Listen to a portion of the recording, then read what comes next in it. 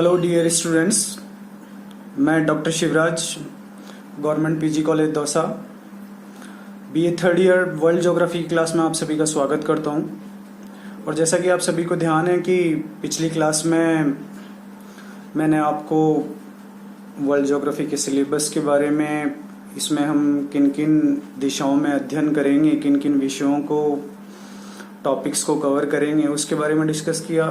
उससे next class में हमने महाद्वीपीय स्तर पे आते हुए यूरोप की जो मानचित्रीय अवस्थिति है, मानचित्रीय लोकेशन है, उसके बारे में डिस्कशन किया। और वर्ल्ड के और भी जो बाकी के कॉन्टिनेंट्स हैं, महाद्वीप हैं, उनके बारे में भी हमने अवस्थितीय तौर पर जानकारी ली।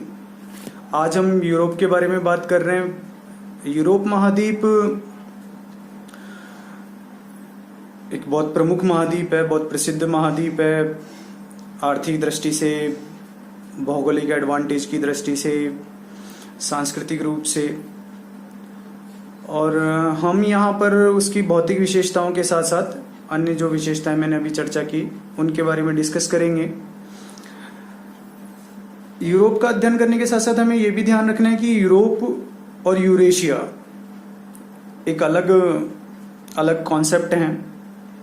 यूरेशिया की जब हम बात करते हैं तो यूरोप के साथ साथ एशिया का कुछ भाग भी उसमें शामिल होता है।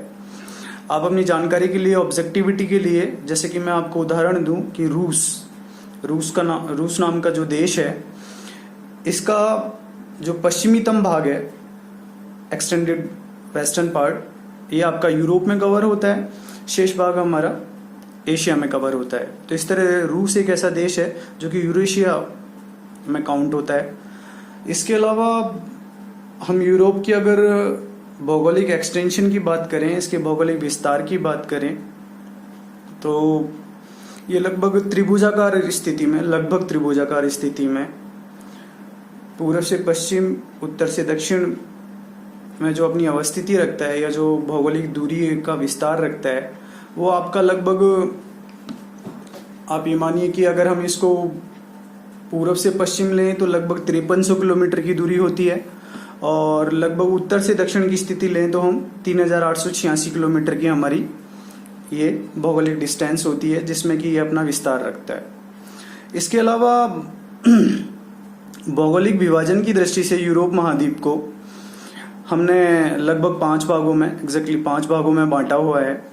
और इसको बहुत साधारण तरीके से हम उत्तरी यूरोप, दक्षिणी यूरोप, पूर्वी यूरोप, पश्चिमी यूरोप और द्वीपीय भाग, यूरोप महाद्वीप में जो आने वाले द्वीपीय भाग हैं, उनको हम 5वें हिस्से में रख लेते हैं। इस तरह से ये एक यूरोप का भौगोलिक विभाजन है।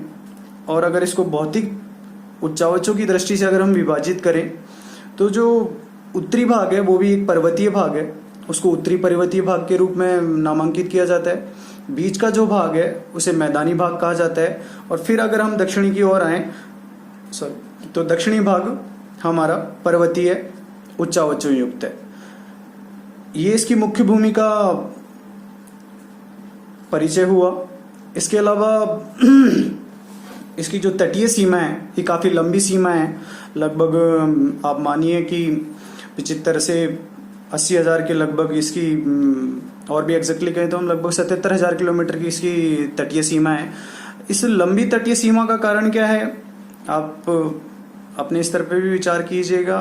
एक प्रमुख कारण यह है कि इसकी सीमाएं, तटीय सीमाएं कटी फटी, खाड़ियों युक्त, छोटे छोटे सागरों युक्त होने के कारण भौगोलिक दृश्य में चाहे वो सीमित नजर आती हों, परंतु आंतरिक रूप से उनका भौगोलिक विस्तार